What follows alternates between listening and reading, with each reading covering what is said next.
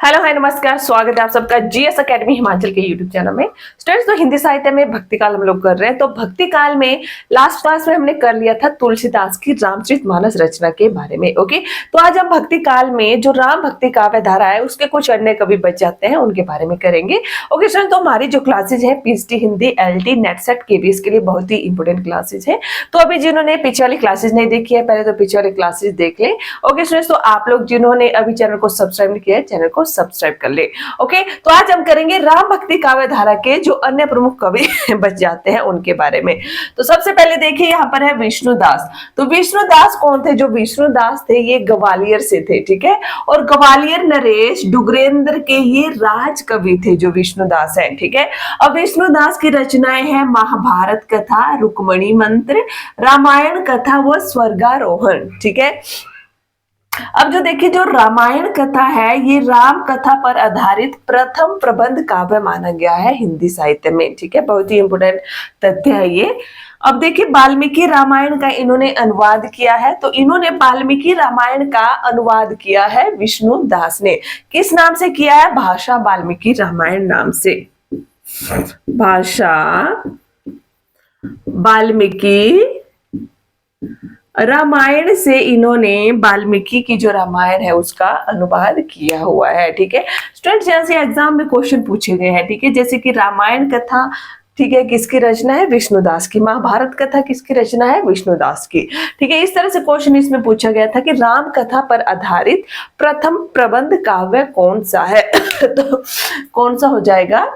रामायण कथा हो जाएगा, राम कथा पर आधारित। ओके,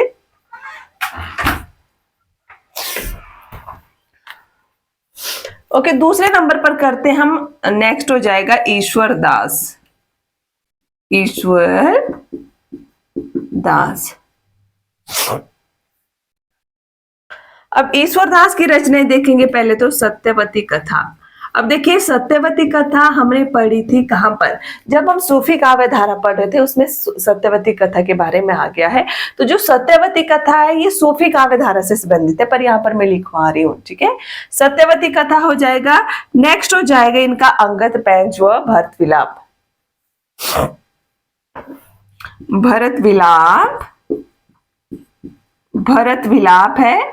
और तीसरी है इनकी रचना अंगद पैंच। भरत विलाप व अंगद पैंच, ये दोनों रचनाएं राम काव्य से संबंधित है इनकी, ठीक है। और ये जो है सूफी काव्य धारा से संबंधित रचना है जो सत्यवती कथा है।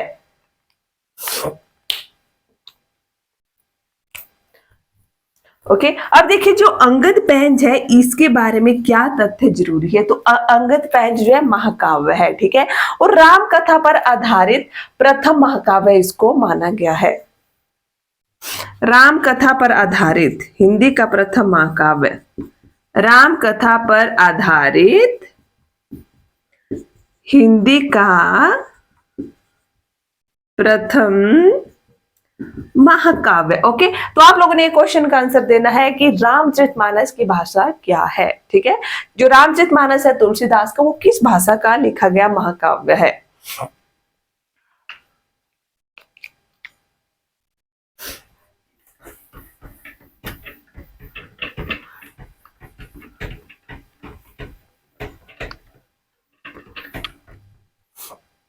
ओके, नेक्स्ट हम कर लेते हैं अग्रदास के बारे में, ठीक है।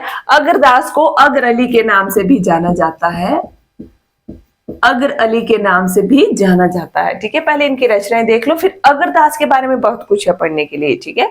तो अग्रदास की रचना है हितोपदेश है। हितोपदेश उपाख्याना बाणी हो जाएगा। उपासना पावनी है, ध्यान मंजरी है। ध्यान मंजरी को ही रामा ध्यान मंजरी कहा गया है, ठीक है। राम भजन मंजरी है और अष्टयाम या रामा अष्टयाम है, ठीक है। अब देखिए अग्रदास की जो रचना है ना वो नंददास की रचनाओं से कुछ मिलती जुलती है। तो रामचंद्र शुक्ल जी ने ऐसा माना है कि जो अग्रदास का जो काव्य है वो नंददास से मिलता हुआ काव्य है। ओके, ये आगे पॉइंट लिखवाऊंगी मैं आप लोगों को। पहले इनकी रचनाओं को नोट कर ले आप लोग। अब जो अग्रदास है, अग्रदास ने जो है कुछ संप्रदाय चलाया था, रसिक संप्रदाय चलाया था अग्रदास ने, ठीक है। अग्रदास ने कौन सा संप्रदाय चलाया था? रसिक संप्रदाय।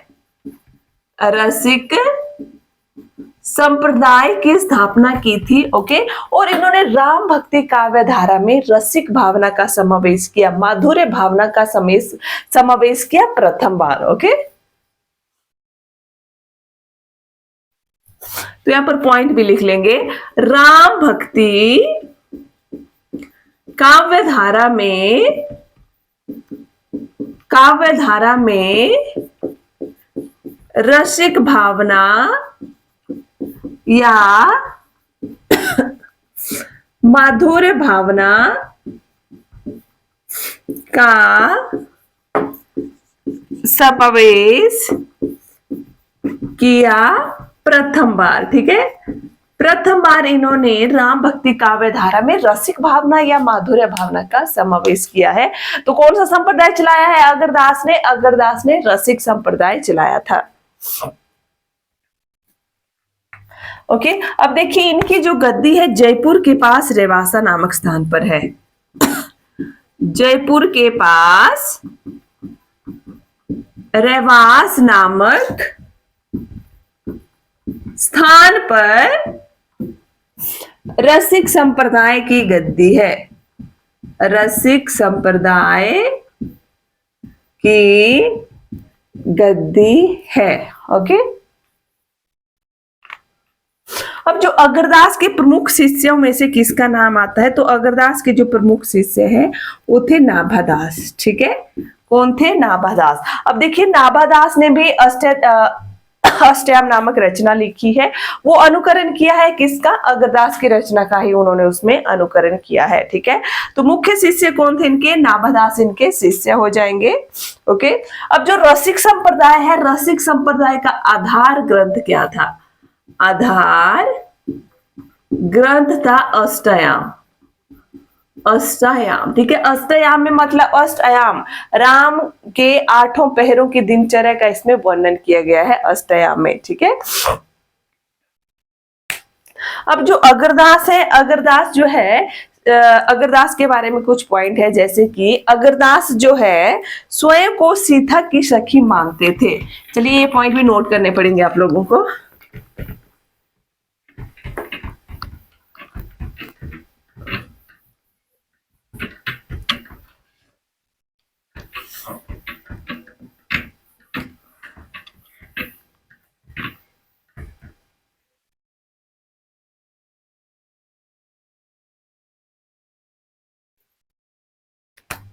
अगरदास ने स्वयं को सीता की सखी माना।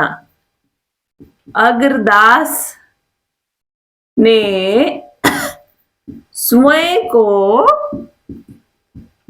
सीता की सखी माना। सीता की सखी माना। ठीक है, ठीक है, सीता की सखी का नाम था चंद्रकला, वो माना हुआ है अगरदास ने स्वयं को। ठीक है,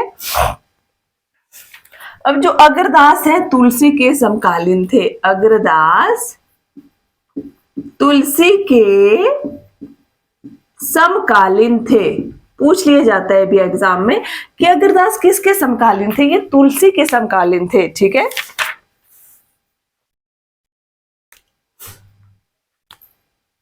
ओके, नेक्स्ट पॉइंट लिखिए वही जो मेरे पीछे बताया कि रामचंद्र शुक्ल ने अगरदास को रचनाओं को जो है नंददास की रचनाओं के समान माना हुआ है।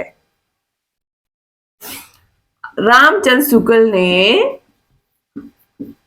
अगरदास की रचनाओं को नंददास, अब नंददास कौन थे? कृष्ण कवि थे। ठीक है, रचनाओं को नंददास की रचनाओं के समान माना है। ठीक है, मतलब इन्होंने तुलना की है नंददास की रचनाओं के साथ अगरदास की। किसने? रामचंद्र शुक्ल जी ने। ठीक है,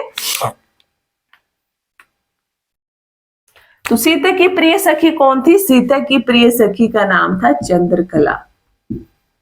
चंद्रकला, ठीक है, सीता की प्रिय सखी थी चंद्रकला।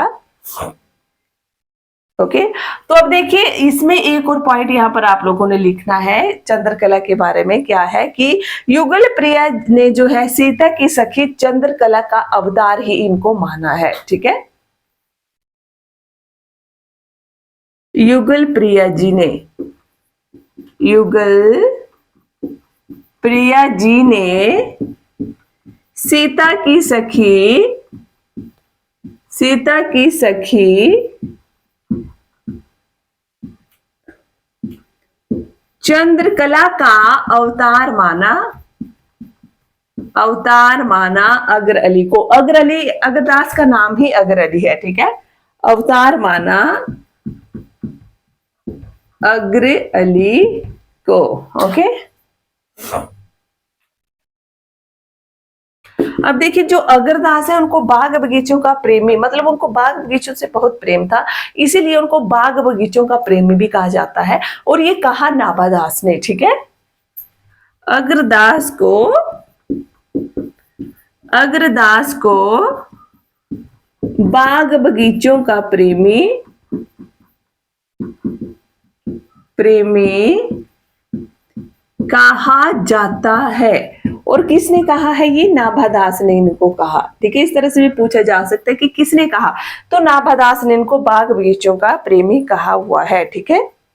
ओके, अब माना जाता है कि जब ये महाराजा, इनके दरबार में जो राजा थे, ठीक है, महाराजा मानसिंह से भी ये बगीचे में ही मिले थे, ठीक है।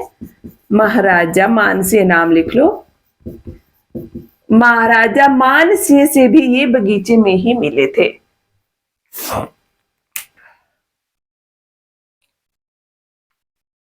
अब देखिए इनके काव्य में जो भाषा प्रयोग की गई है वो ब्रज भाषा प्रयोग की गई है, ठीक है। परंतु जो अष्टयाम है, अष्टयाम ये मूलतः संस्कृत में है। ओके ओके, अब नेक्स्ट इसमें कुछ पॉइंट है, जैसे कि अगरदास ने देखिए जो रसिक भावना है उसका समावेश किया, परंतु एक तथ्य इसमें ऐसा आता है कि अगरदास की रसिक भावना तुलसी के आगे जो है फीकी पड़ गई थी, ठीक है। अगरदास की, इस तरह से क्वेश्चन पूछ लिया जा सकता है कि अगरदास की रसिक भावना किसके सामने फीकी पड़ गई थी, तो तुलसीदास के सामने। अगरदास की रसिक भावना, रसिक भावना तुलसी के सामने फीकी पड़ गई थी। ओके,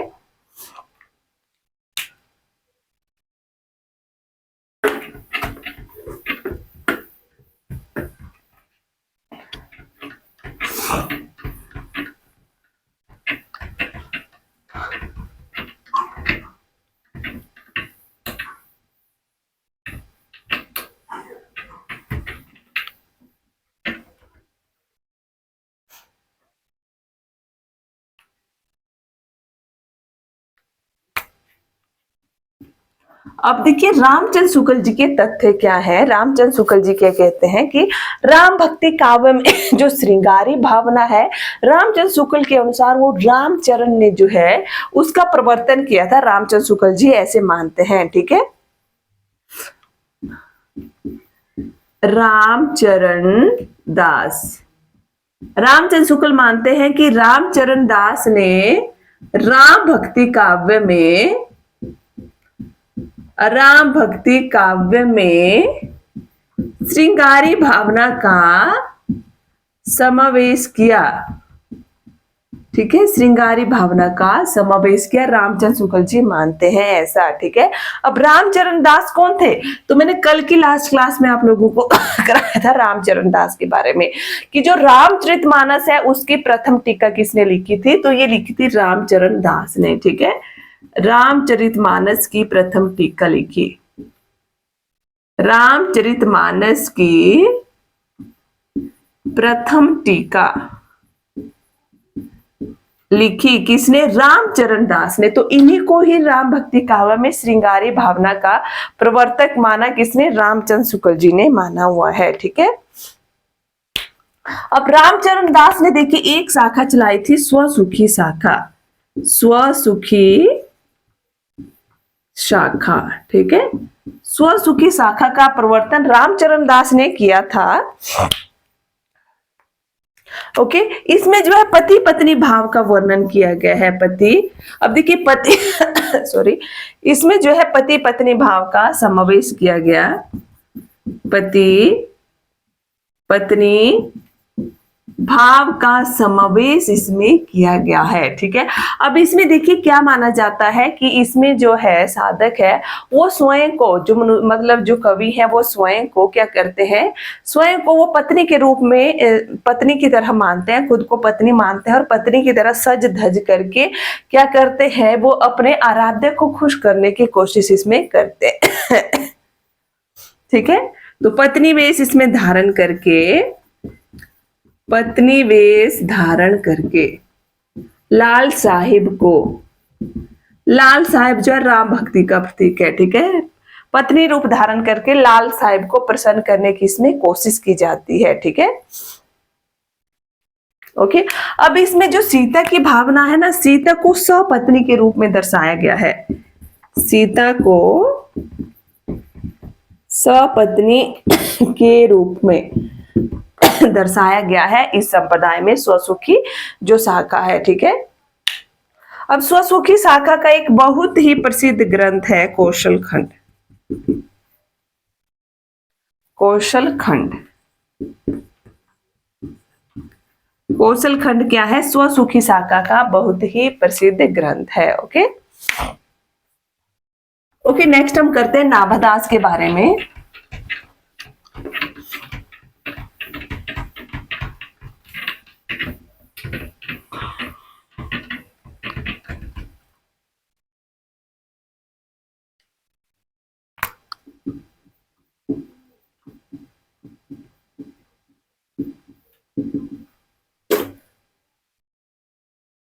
अब नाभादास के गुरु कौन थे, अग्रदास थे।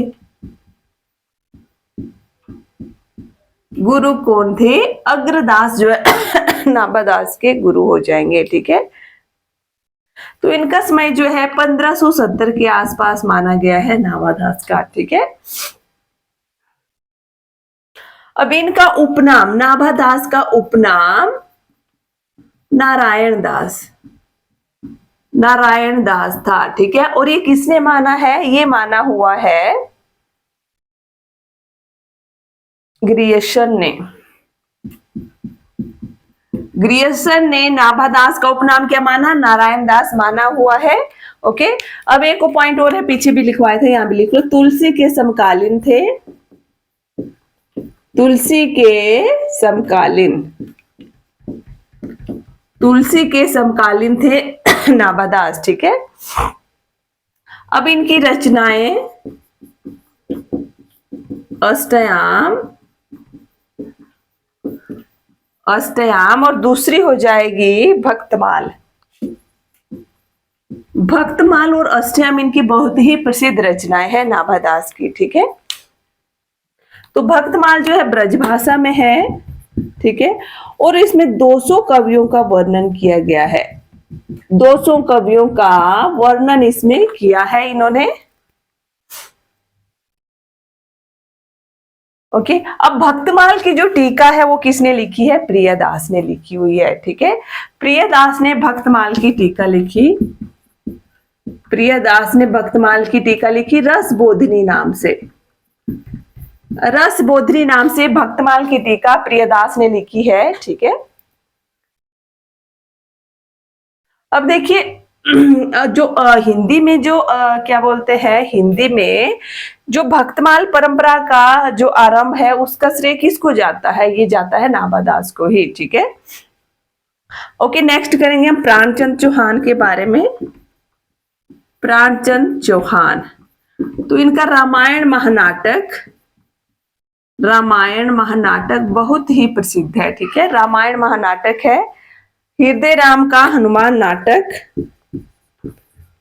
हृदय राम का हो जाएगा हनुमान नाटक, ही इनका भी बहुत ही प्रसिद्ध है। ठीक है, ओके ओके स्टूडेंट्स, तो यहाँ पर हमारी जो राम भक्ति काव्य धारा है उसके कवि वगैरह सब कुछ खत्म हो जाता है स्टूडेंट्स। तो नेक्स्ट क्लास में हम नया टॉपिक इसमें करेंगे कृष्ण भक्ति शाखा के बारे में स्टूडेंट्स। तो आज के क्लास में यही एंड कर रही हूँ। आई होप आप लोगों को वीडियो अच्छी लगी होगी। वीडियो अच्छी लगी होगी तो लाइक करें, शेयर करें, चैनल में नए तो चैनल को सब्सक्राइब करें। Thank you.